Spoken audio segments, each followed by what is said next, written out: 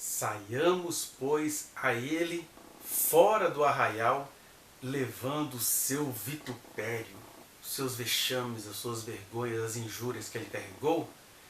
Isso está escrito em Hebreus, na carta aos Hebreus, no capítulo 13, versículo 13, quando o escritor está falando de que a tradição religiosa, os paramentos religiosos, os objetos de cultos tão defendidos pela deputada estadual por Santa Catarina, Ana Campagnolo, quando essas coisas estão sendo querendo ser protegidas por essa deputada, ele vai dizer o seguinte, o escritor da carta aos Hebreus: a gente precisa desprezar o desprezo. Ou seja, Jesus não fez caso da ignomínia. Jesus desprezou o desprezo e junto com ele a gente precisa sair fora do arraial. Saímos, pois, a ele fora do arraial, levando o seu vitupério. Então, enquanto o Brasil cristão vai se preocupando em proteger símbolos religiosos, é a palavra que nos diz: não, vamos pegar essa vergonha para nós, vamos participar do escândalo da cruz. Faltou eu citar essa referência no vídeo anterior a este, que está aí nas descrições deste vídeo. Hoje eu quero trabalhar um pouco com você, ainda no texto onde Davi e Deus tiveram aquela conversa cósmica, onde Deus lhes faz promessas e ele vai agradecer ao Senhor. Eu quero falar um pouquinho com você sobre essa linguagem profética, essa esperança, nos sentirmos inseridos no projeto eterno, como aquele que Deus confiou ao rei Davi. Diz assim, segundo Samuel capítulo 7, a partir dos versículos 13, quando Deus vai fazer promessa sobre a posteridade do rei Davi. Ou melhor, versículo 12, diz assim: quando teus dias se cumprirem e descansarem com teus pais, então farei levantar depois de ti o teu descendente, que procederá de ti, e estabelecerei o seu reino. Este, o descendente de Davi, edificará uma casa ao meu nome, e eu estabelecerei para sempre o trono do seu reino. Então lhe serei por pai, e ele me será por filho. Se vier a transgredir, é interessante que os textos originais dão a entender uma outra coisa. O texto original diz algo parecido com mesmo no seu sofrimento pela iniquidade, ou seja, ainda que ele venha carregar as consequências da iniquidade, não quer dizer que a pessoa pecou, mas ela vai sofrer as iniquidades, né? Mas, se vier a transgredir, castigá-lo-ei com varas de homens e com açoites de filhos de homens, mas a minha misericórdia não se apartará dele, como a retirei de Saul, a quem tirei de diante de ti. Porém a tua casa e o teu reino serão firmados para sempre diante de ti. Outras traduções vão entender que é diante de mim, Davi, Deus dizendo: a tua casa vai perseverar diante de mim. Teu reino será estabelecido para sempre. Então, o que nós temos aqui? Primeiro, essa dubiedade ou esta duplicidade ou esta polissemia típica de uma profecia, de uma revelação.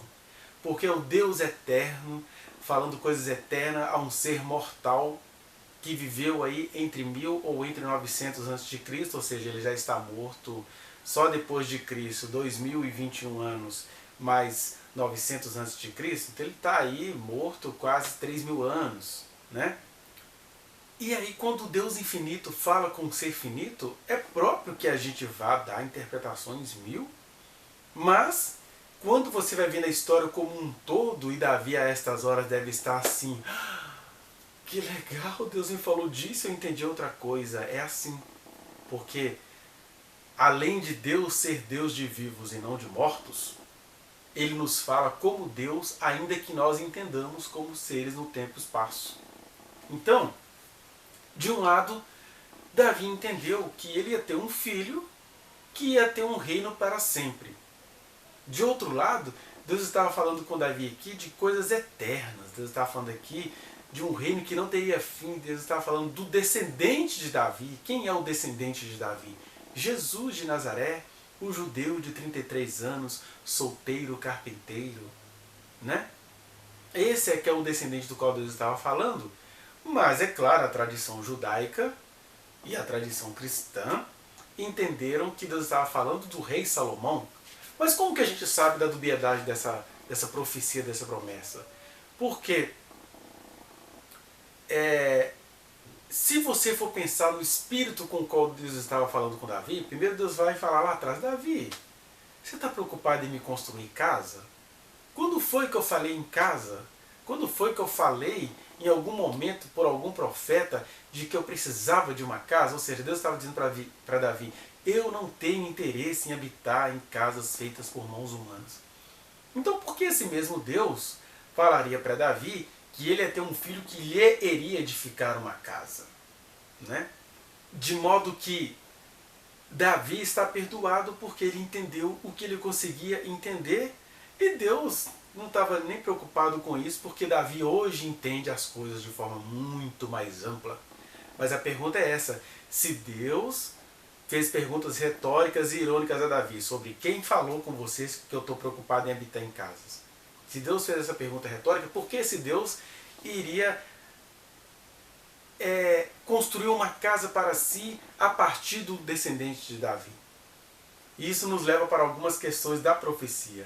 Toda profecia tem o seu caráter imediato, mas já é em si mesmo um presságio para um caráter eterno.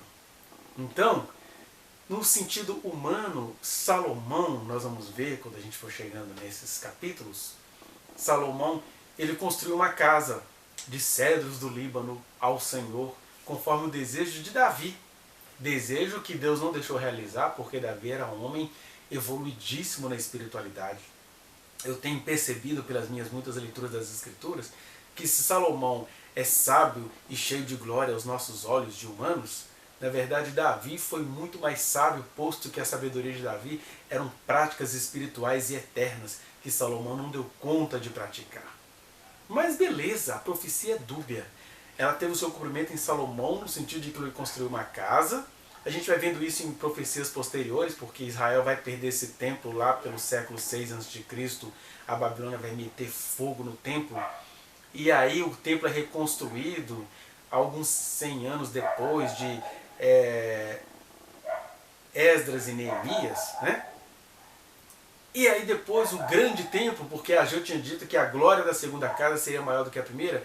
Aí, historicamente falando, supostamente, essa segunda casa foi feita no reinado de Herodes o Grande, quando dos dias de Jesus, né? Disse que os 46 anos levou-se para construir aquela que era uma das maravilhas do mundo, o Templo de Jerusalém, construído por Herodes. E você acha mesmo que aquilo era o templo segundo o coração de Deus? O templo do que ele fala, a glória da segunda casa, o templo que o descendente de Davi iria construir, são coisas eternas, são coisas supostamente etéreas aos nossos olhos, aos nossos sentidos, mas na verdade elas são muito superiores. A casa é tão imensa quanto eterna e não mensurável. Ela é apenas vivenciável em toda a sua glória. Paulo vai dizer isso: vocês estão aí apegados à glória de Moisés, que tinha que se encobrir de lenço? Muito maior é a glória daqueles que andam com o Espírito Santo nesse sol da justiça eterno que de nós emerge e em nós projeta. Né? Então, a profecia sempre vai carregar isso. Ela vem trazendo o amor de Deus para o seu ouvinte imediato, mas ela vem convidando o seu ouvinte imediato a entender coisas eternas que os judeus ainda não conseguiram entender. Os judeus não entenderam que o reino do descendente de Davi está estabelecido em Cristo Jesus. E a gente precisa entender isso. Que se as promessas de Deus foram se cumprindo parcialmente quando Salomão constrói o templo, quando Herodes constrói o templo, mas esses templos hoje estão todos inexistentes, você tem deles lá o Muro das Lamentações em Israel, parte da glória de Israel perdida. Por outro lado, a morada de Deus está de pé. Quando Jesus diz: Pedro, tu és uma pedrinha, a partir de você, pedrinha, eu edificarei a minha igreja e as portas do inferno não prevalecerão contra ela. Este é o tempo por excelência, o corpo de Cristo eterno, do qual eu e você fazemos parte, e a gente pode agora olhar de maneira clínica para as palavras que o Deus eterno falou para o homem temporal, o rei Davi. E será sempre assim. Pensando nesses aspectos, eu chamo você a um outro discernimento que ele é diretamente proporcional ao discernimento do cumprimento das promessas eternas de Deus. Por exemplo, do mesmo jeito que aqui a gente tem Deus falando de um templo eterno, que para a tradição foi interpretado como o templo de Salomão, ou os descendentes de Davi, né, os muitos reis que vieram depois de Davi. Isso foi uma coisa tão interessante que Israel passou a ter duas tradições de alianças, né? De um lado, e isso era complicado dos profetas lidarem com isso, porque nós tínhamos de um lado a aliança do Sinai. A aliança do Sinai, evocada pelos profetas, dizia o seguinte: olha, Deus nos elegeu para sermos seu povo, mas a aliança do Sinai, o contrato do Sinai, entregue lá para Moisés no Monte Sinai, quando ele entregou as tábuas da lei a Moisés, indica que a gente tinha de cumprir certos mandamentos, estatutos, juízos, e em não cumprindo, nós estávamos assinando também o cancelamento do contrato. Era assim que os profetas interpretavam suas profecias, porque Deus estava começando a dizer que ele iria destruir o seu povo. De outro lado, os judeus, que foram destruídos 100 anos depois do Israel do Norte, lá no século 6, mais ou menos antes de Cristo, eles se apegavam à aliança de Davi, que é essa aliança aqui, ó, que está em 2 Samuel capítulo 7, quando Deus fala para Davi: o teu reino prevalecerá eternamente.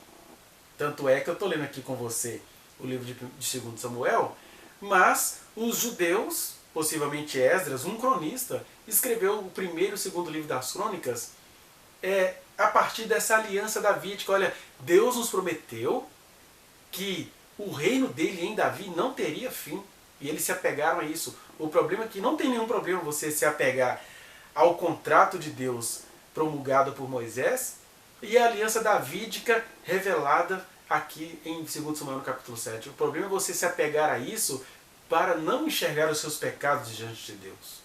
De maneira que, quando os profetas invocavam ou evocavam a aliança feita com Moisés para dizer para o povo: olhem para os seus caminhos, porque vocês estão anulando a aliança de Deus, o povo se apegava a Davi para dizer: não, Deus nunca vai destruir o seu povo, porque ele prometeu a Davi que sempre haveria uma lâmpada, um descendente dele neste povo, então Deus não vai destruir. Jeremias está falando abobrinha. Cala a boca, profeta, amigo de ditadores, né? E aí, na verdade, as duas alianças estão corretas e as interpretações é que estão erradas, porque de fato Deus destruiu Israel para o bem deles, e de outro lado, Deus não apagou a sua aliança com Davi, né? Tanto é que Ageu e Zacarias, já quando estava tudo destruído e aquele templinho tentando ser reconstruído, eles vão dizer: olha, Zorobabel e Josué, ou Jesua, são homens de presságio, são as duas testemunhas que parece que vão aparecer lá quando dos tempos do Apocalipse, porque Deus não apagou a sua aliança com Israel. Houve sempre um renovo, um raminho, uma esperançazinha. E hoje Israel está lá, parecendo uma letra C de Carrefour, né? Ao norte, aí você tem a Cisjordânia e o restinho de Judá ao sul. Está lá, Israel. Porque o Senhor foi fiel em todas as suas promessas, mas toda uma tradição judaica esfarelou-se, até que a mente e os olhos deles se abram para entender que o Rei Eterno já está reinando, ó, desde que eles o mataram e ele ressuscitou ao terceiro dia, triunfante, salvando o mundo inteiro, fazendo do mundo inteiro Israel do Senhor. Tá, mas por que eu estou pensando nessas questões com você? Eu estava dizendo que a gente precisava fazer uma comparação diretamente proporcional, ou seja, do mesmo jeito que o reino eterno aconteceu, já está acontecendo, mas antes que Jesus viesse, que Deus se fizesse carne, muitos reis procederam de Davi. Tá vendo? A aliança é eterna, mas ela vinha tendo seus cumprimentos terrenos. Da mesma forma também, a gente precisa atentar para a nossa realidade não é para trazer negatividade, mas é para trazer responsabilidade. No mínimo, responsabilidade interpretativa. Porque o Rei Eterno nos disse que é claro que uma hora Deus vai trazer uma mensagem muito mais clara e mais contundente aos habitantes deste planeta que se entregaram ao pecado. E ele disse que um dia iria se concretizar o anticristo, que é produto direto do dragão, a antiga serpente, com o seu falso profeta, a religião que fala tanto de Deus, mas age contra o seu amor. Então, o 666, o anticristo, ou melhor, o dragão, que é a antiga serpente Satanás, o anticristo, que é o seu líder político endemoninhado, feito dos muitos desejos humanos, e o seu falso profeta, que são os religiosos que vão defender os absurdos deste homem, uma hora isso vai se concretizar.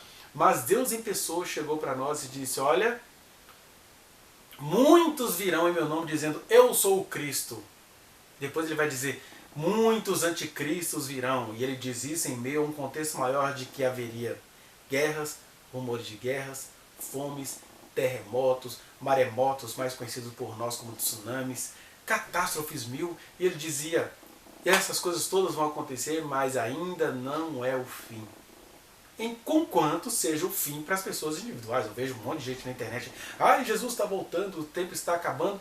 Devem ser pessoas que já vão encontrar com Jesus.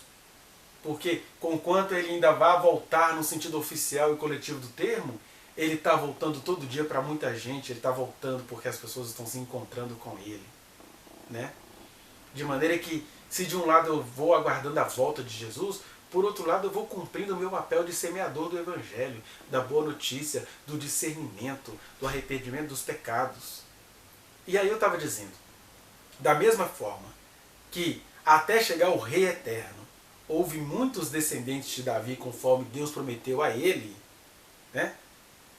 E aí veio o descendente por excelência e ele suportou os pecados, porque quando ele fala que se ele vier a pecar, estava se referindo a Salomão, mas a outra tradução é, se ele vier sofrer as consequências do pecado, vai dizer Isaías 53, ele foi moído pelas nossas transgressões.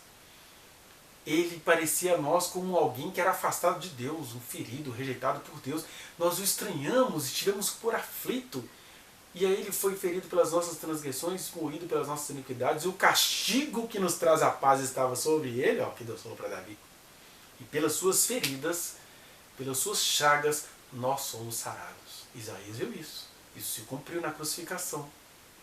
De maneira que, se Salomão ia ser disciplinado com vara porque Salomão pecou e todos os seus descendentes, o Rei Eterno, que está aqui nesta profecia, foi ferido não por ser pecador, foi ferido por não ter pecado, por ser odiado pelos pecadores da religião.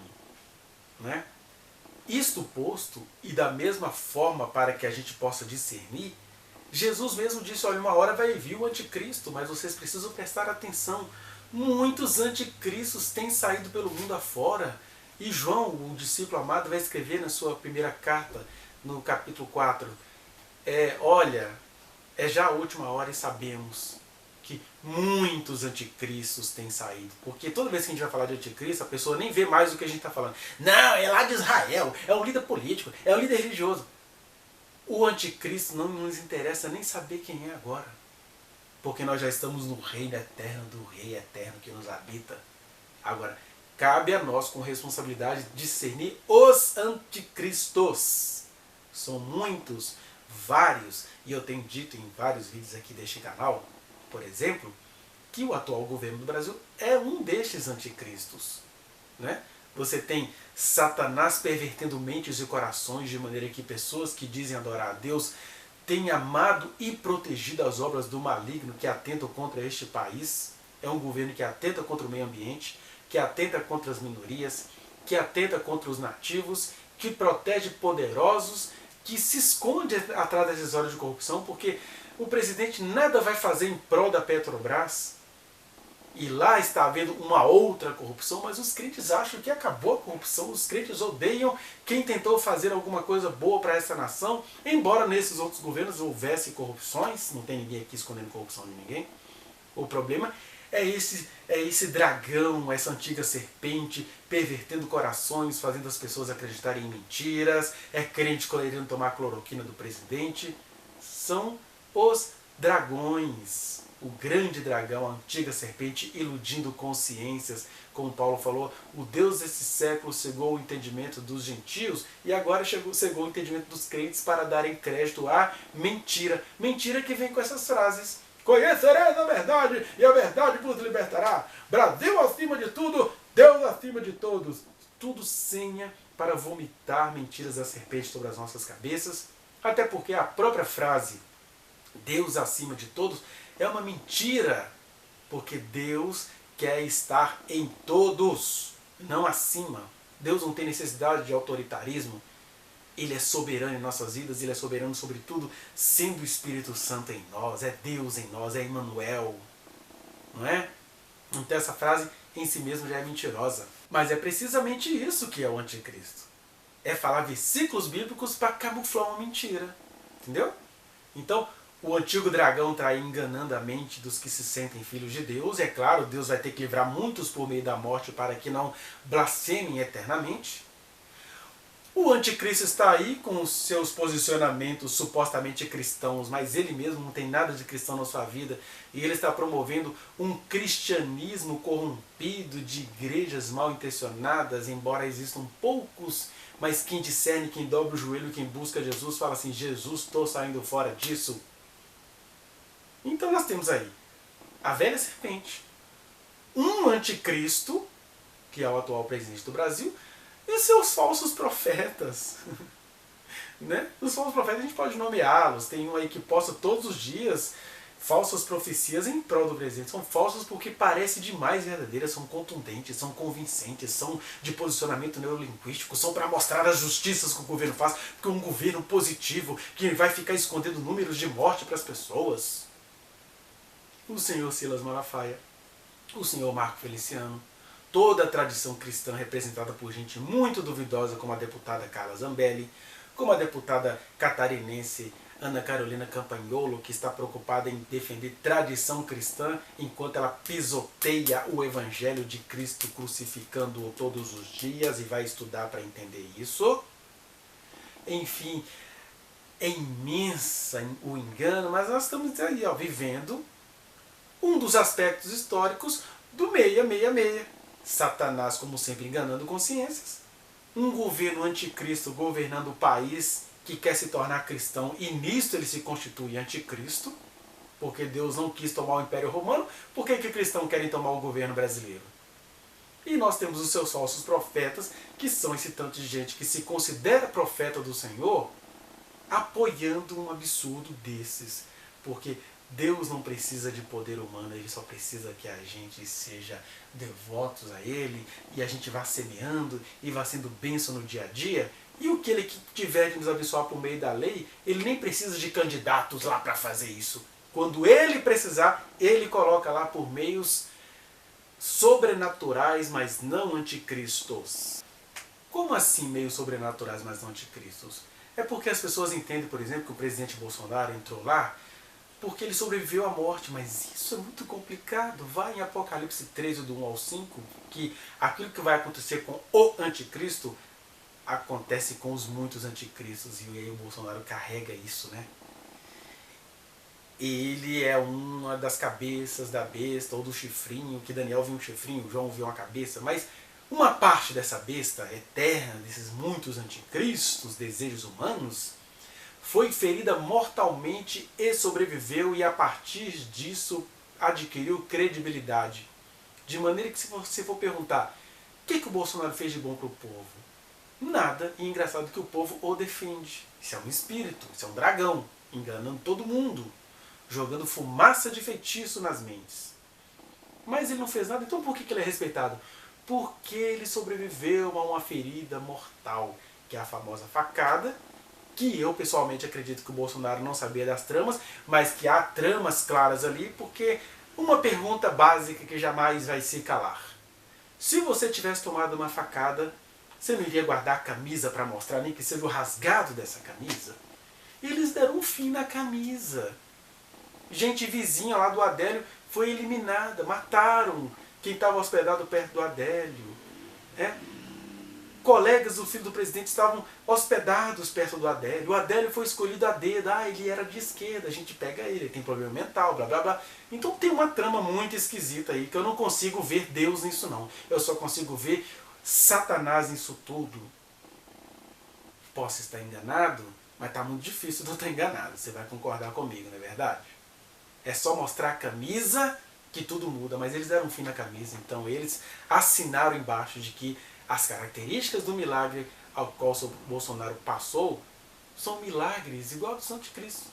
No cavalo branco. Veio e veio para vencer. Mas não é uma vitória de acordo com os propósitos divinos. É uma vitória de anticristo. Parece com Jesus montado no cavalo branco. Veio para vencer, mas passou a ser adorado a partir do momento em que escapa de uma ferida mortal. Preste atenção nisso. Ele não é o anticristo, mas ele é um dos dito por Jesus. De maneira que o que eu estou te dizendo aqui pode até não encontrar guarida no seu coração, que nós estamos vivendo um dos aspectos históricos do 666, Satanás cegando as mentes, um líder religioso, ou melhor, político, com caras de religioso, sendo protegido pelos muitos profetas do Senhor que, em protegendo um engano desses, se tornam inevitavelmente falsos profetas. Porque ser falso profeta no sentido histórico do termo não significa não ter a salvação. Significa estar à sua revelia prestando um serviço ao maligno. Né? Então essa minha palavra pode até não encontrar guarida nos seus achismos, nas suas preferências. Né? Eu não sou Deus, eu não tenho poder sobre preferência de ninguém, eu só estou aqui falando o Evangelho, que também significa um convite ao discernimento, e semeando a palavra do Senhor. Semeando significa, eu posso não ter resultado nenhum agora, mas a semente do Evangelho eterno, uma hora, há de vingar. Porque assim como Deus falou com Davi, de um descendente dele, e aí para chegar nesse descendente, houve muitos descendentes, que foram os muitos reis de Judá, também a gente precisa compreender que nós que já fazemos parte do reino eterno do Senhor Jesus, temos de discernir os muitos anticristos que vêm no tempo e espaço para nos iludir acerca desse nosso Senhor. Nos iludir no sentido de olharmos-lo como suspeito, odiarmos o seu amor, odiarmos o seu projeto de salvação e abraçarmos o engano, que é a vingança, a morte, a caça esportiva, o não cuidar da pandemia. O Brasil está uma vergonha diante do mundo, e os profetas do Senhor se fazendo de falso profeta, no sentido de proteger isso. Todo mundo com dó do homem, que ganha um salário imenso de todos nós, para ficar fazendo campanha política, porque ele não governa, ele fica fazendo campanha política. Mas, incrivelmente, os servos do Senhor Jesus amam isso.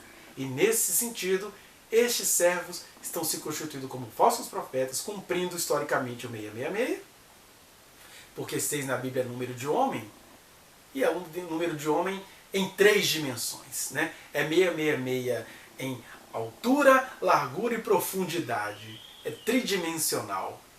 Né? Então a gente tem de estar de olho nisso. Ainda que o 666 tenha um significado histórico lá na frente, a gente tem de interpretar e de compreender isso. Quando você começa a entender isso, como Davi entendeu a palavra do Senhor, muitos mitos vão caindo.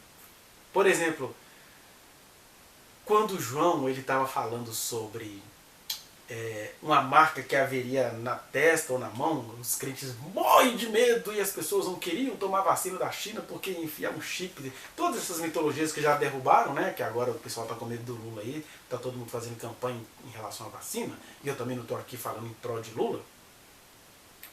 Mas é por causa de uma leitura errônea que eles fazem do Apocalipse.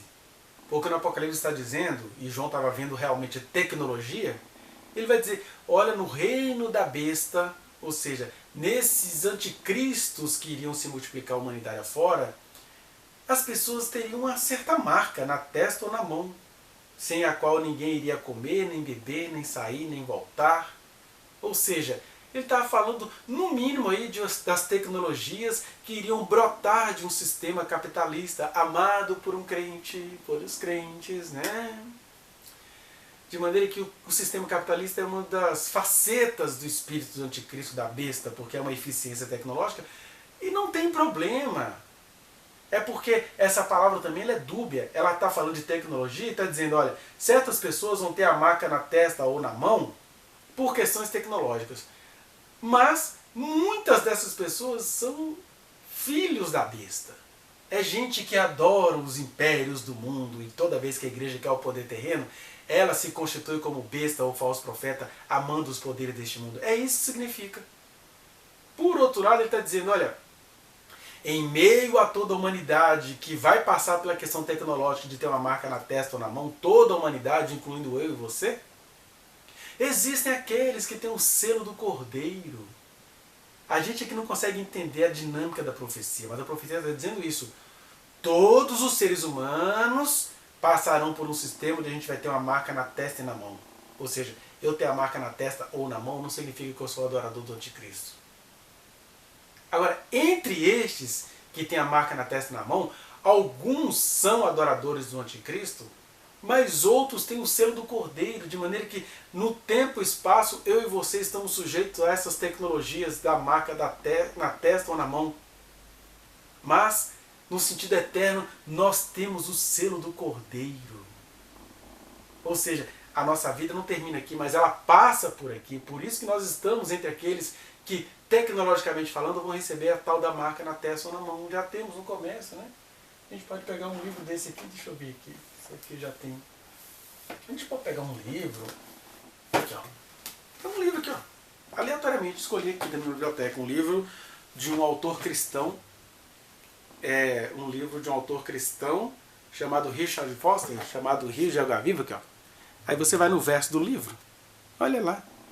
Eu lembro na minha infância que as pessoas morriam de medo desse código de barras, porque em alguns você vai ter aí 3 tracinhos que significariam 666 e que é o cumprimento da profecia do João.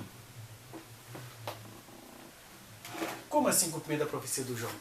De que toda a humanidade iria passar... Ah, é? Como é que você sabe que é toda a humanidade? Porque Jesus disse em Lucas, no capítulo 21, dizendo, olha, cuidado por vocês mesmos, para que vocês não fiquem contaminados pela orgia, pela embriaguez, pelas preocupações deste mundo e por todo o desespero que vai tomar conta de toda a face da terra, que tem que acontecer com todos. Jesus até repete esse pronome, todos, todos, todos. Porque todos, filhos da besta, quem tem o selo do Cordeiro, toda a humanidade vai passar por isso. E a diferença é essa. Se toda a humanidade vai passar pelos critérios tecnológicos que vão levar a humanidade ao governo do anticristo, você vai parar de ter medo agora dessas tecnologias, porque em meio a estes que vão ter que passar por isso, existem aqueles que têm o selo do Cordeiro, que a gente separa, né? Quem tem selo do Cordeiro não tem a marca da besta. Não. Nós, por estarmos sujeitos a governos humanos, receberemos a marca da besta, mesmo que nós não sejamos adoradores da besta. Por quê? Conquanto temos a marca da besta, por outro lado, fomos redimidos pelo sangue de Jesus e temos o selo do Cordeiro. É isso que vai nos salvar. Um adendo, por assim dizer, teológico. Quando eu disse que se de um lado todo mundo iria fazer parte do governo da besta porque ele é um simulacro de Cristo, né? O anticristo, ele parece com Cristo, não é? Então todo mundo iria passar por isso, e isso iria implicar em certa marca na testa ou na mão no sentido tecnológico, que é um sentido temporário de interpretação. O que é mesmo a gente só vai saber quando chegar o anticristo. Mas no sentido temporário eu estava dizendo que todos iriam receber, inclusive quem tem o selo do Cordeiro. Alguém pode falar assim, mas em Apocalipse 14:9 está dizendo que quem não recebeu a marca da besta, né, quem recebeu a marca da besta vai ser passível dos castigos, né, que estão de acordo com a revelação. Mas você tem que entender nesse capítulo 14, versículo 9, que lá está dizendo dos que receberam a marca da besta, mas antes disso a adoraram. Porque em termos tecnológicos, crentes em Jesus e crentes na besta vão receber certa marca tecnológica. Mas alguns destes que têm o selo do Cordeiro não serão adoradores da besta. De maneira que eu e você estamos inseridos num sistema capitalista, que é o governo da besta, né? No sentido ainda pulverizado historicamente, mas nós não somos adoradores da besta. É ou não é? Então é isso, a profecia precisa ser interpretada, discernida de tempos em tempos, conquanto ela aponte para um acontecimento específico, mas no tempo e espaço nós estamos no governo da besta, mas não somos adoradores da besta. Logo, a marca dela que nos vier não vai pegar, vai ser uma rena e não uma tatuagem, uma inscrição. Mas tecnologicamente falando, não tenha medo de vacina, não tenha medo de medidas políticas, não tenha medo de biopoder. Não quer dizer que você vai lutar por isso, mas quer dizer que você vai sobreviver em meio a isso. E esse é o Apocalipse, ou seja, essa é a revelação. Essa é a santa dubiedade da profecia. Não é você separar, é você saber condensar e nisto se salvar, discernir o número. Porque olha só, discernir aqui para você a marca da besta. Toda a humanidade terá de passar por ela, mas quem tem o selo do Cordeiro há de ser livrado por arrebatamento, por discernimento e alguns até por meio da morte. Tem gente que não dá conta disso e o Senhor vai levar os muito assustados. Mas eu estou falando aqui então de um cumprimento parcial, histórico. Né? Jesus pode voltar a qualquer hora, mas se ele não voltar, este é o cumprimento que eu estou te dizendo. Assim como Davi entendeu os cumprimentos no dia dele, nos dias dele. E lá no céu ele está entendendo as coisas eternas. Pense nessas questões, acho que já está ficando cansativa essa meditação, mas eu acho que você nunca mais vai ler diferente agora o Apocalipse. Quando você vir textos falando sobre o selo, a marca da besta na testa ou na mão, está falando de tecnologia também, de um sistema que vai controlar todos, é um capitalismo que controla todo mundo. Mas também está falando que em meio a todo mundo que está nesse sistema, nós temos o selo do Cordeiro e essa é a nossa esperança. É a nossa esperança de que o Senhor não deixará os seus santos em corrupção. Né? Mas não quer dizer agora que você vai ficar atentando contra os filhos da besta, porque a gente nem sabe quem é filho da besta. Todos nós vamos receber uma marca na testa ou na mão. A gente tem de se discernir com o selo do Cordeiro e não apontar quem é da besta e quem não é. Agora é claro que a gente tenta fazer algum discernimento. Né? Em relação às autoridades sustentadas pelos nossos salários, a gente precisa discerni-las. Agora, não é para fazer igual os pastores falsos profetas, daqueles que são dos falsos profetas, acabam fazendo, dividindo a humanidade entre quem tem selo do Cordeiro, a marca da promessa, e entre aqueles que são adoradores do anticristo. Porque em fazendo isso, você já está se constituindo adorador de anticristo, uma vez que você está se constituindo como falso profeta, confundindo mentes e corações inocentes. E aqui eu estou querendo é não confundir. O que aqui eu estou dizendo é: todos nós estamos em governos que são da besta, mas alguns de nós temos de nos apropriarmos da marca do Cordeiro que nos foi graciosamente dada e confiada, e não pereceremos junto com os adoradores da besta. É por aí. O resto são discernimentos que vão sendo aperfeiçoados na medida que o tempo passa. Mas eu espero que nesta noite, estou gravando à noite, você discerna. E se essa mensagenzinha, esse vídeo disse algo a você, dê o seu like, compartilhe, inscreva-se neste canal, aperte o sininho para você receber as notificações. Todos os dias temos feito relativamente meditações acerca da vida de Davi, mas você está vendo, a gente vai para a eternidade. E se você quiser falar comigo pessoalmente sobre alguma destas coisas, acesse-me aí pelo Instagram, ou pelo Facebook, ou pelo Twitter, e a gente vai poder conversar. Amém? Que o Senhor te abençoe.